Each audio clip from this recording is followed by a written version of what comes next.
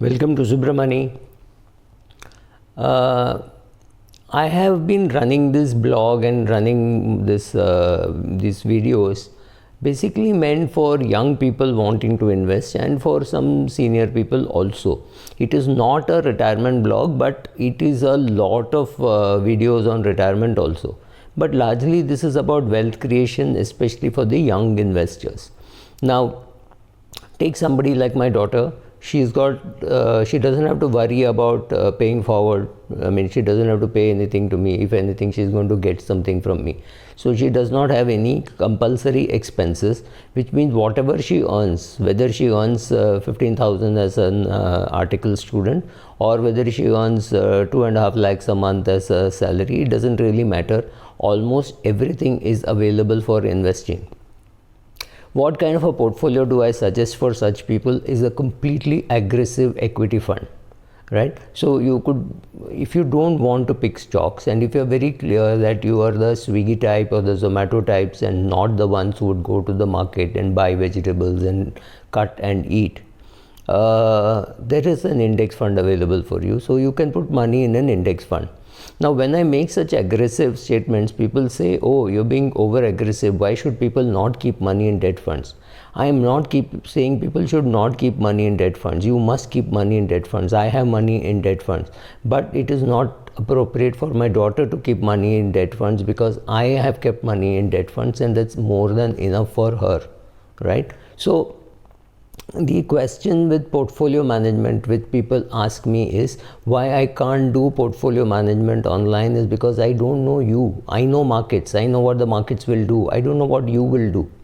So I can handhold my daughter during a bad time. If say the market goes from 52,000 to 38,000, for example, there is absolutely no reason for her to panic. She has a house, she has got food, she does not have any expenses. I mean, she can always fall back on me in case she needs some cash.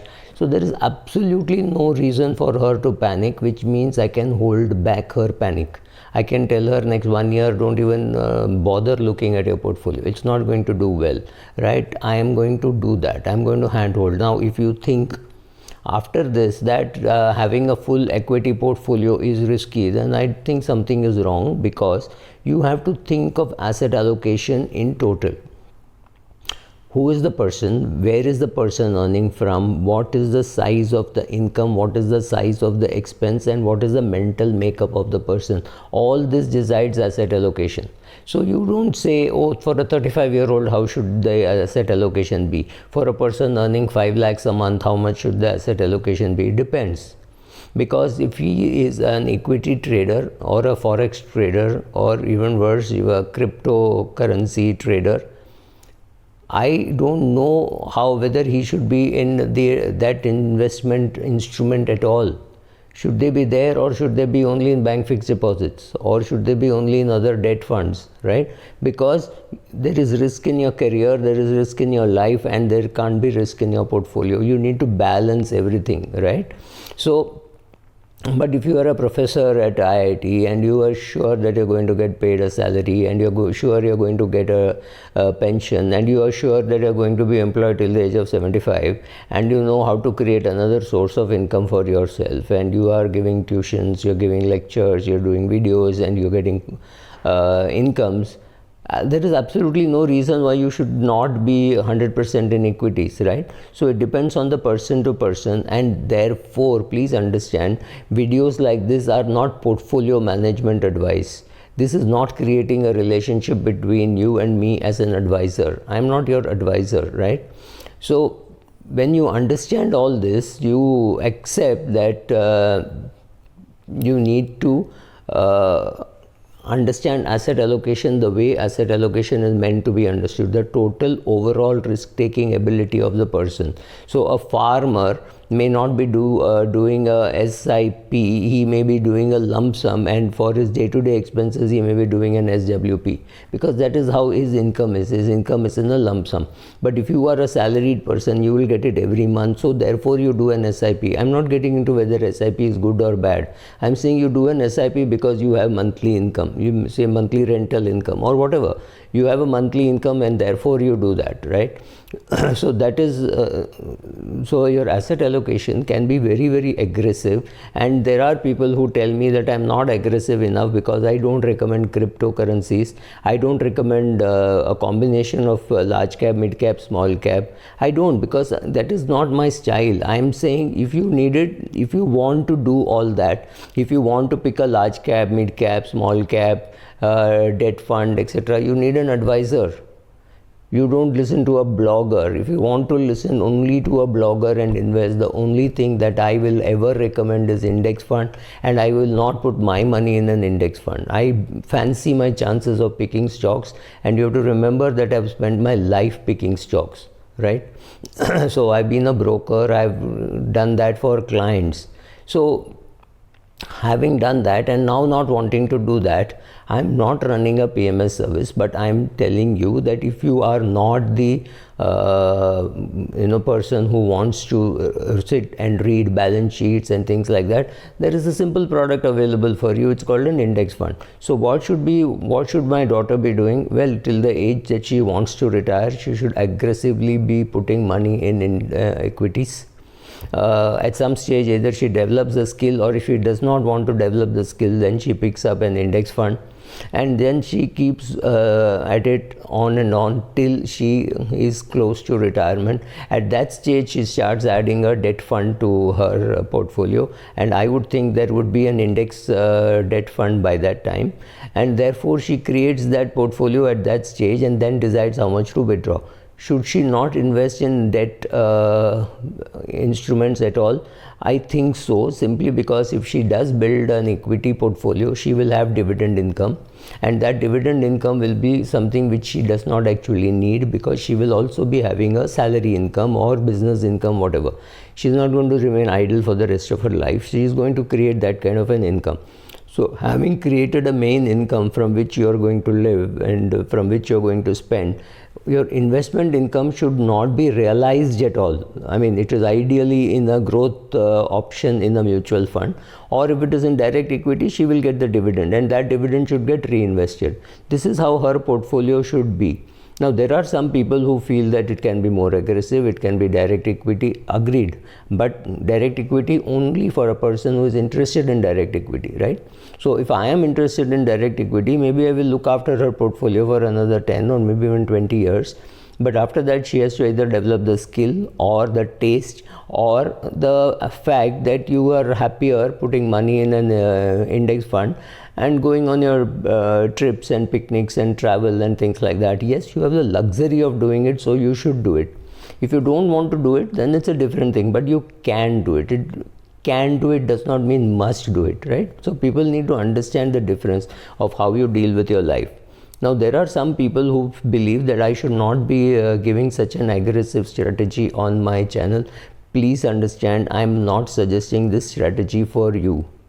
I am suggesting this strategy for somebody who has been fully provided and who has a good income to invest. I am not talking of somebody who is just starting out in life, has a family to protect, has to take term insurance, has to look after his or her parents, or is married, he's got children, she's got dependent parents and sibling or something, her husband is unable to earn much, or he's got a problem, he's lost his job, he's currently unemployed. Those cases are very, very different, right? So individually, each person has to decide what asset allocation, how aggressive, how much in equity fund, how much in debt fund.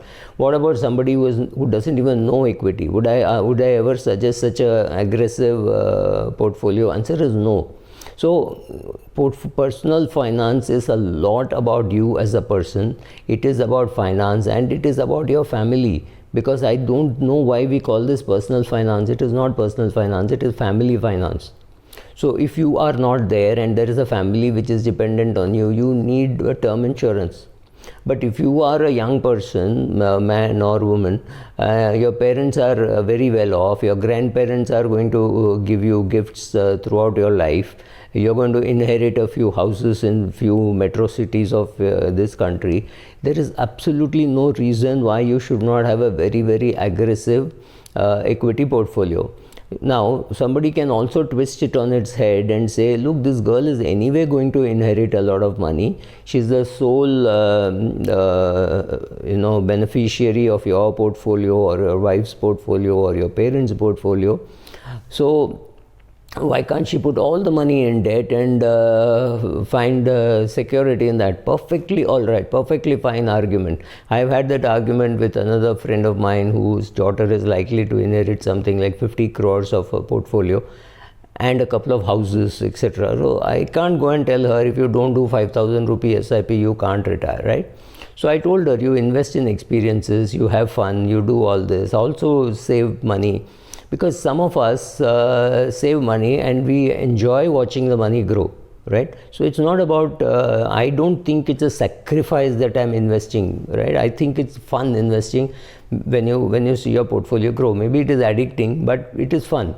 So I don't think I'm depriving myself for something just because I have to invest. No, I'm not a miserly investor. I enjoy, I have fun. But the question is, each person has to sit and understand their own personal positions.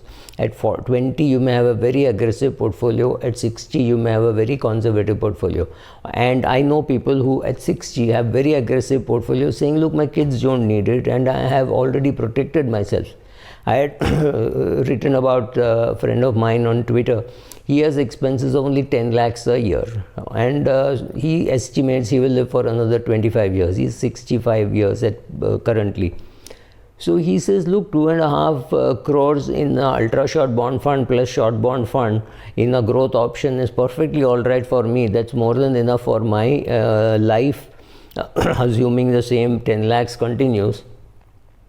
And in the worst case scenario, I can always dip into my portfolio. His portfolio is worth about 30 crores. There is absolutely no reason for him to worry about. So he has put this money and he has a lot of dividend income which will take care of his expenses. So he's saying, look, this is a standby, that is a standby. Now I can go and put all my money aggressively in equities. Now he could have even taken the view, sit with his wife, sat and talked and said, look, after my death also you will be protected if you look after your portfolio. And these are the same people with whom you continue, and you put all the money in equity, or he could put all the money in debt. It wouldn't have mattered. His wife's lifestyle would have been taken care of for the rest of her life. She is about 59, 60.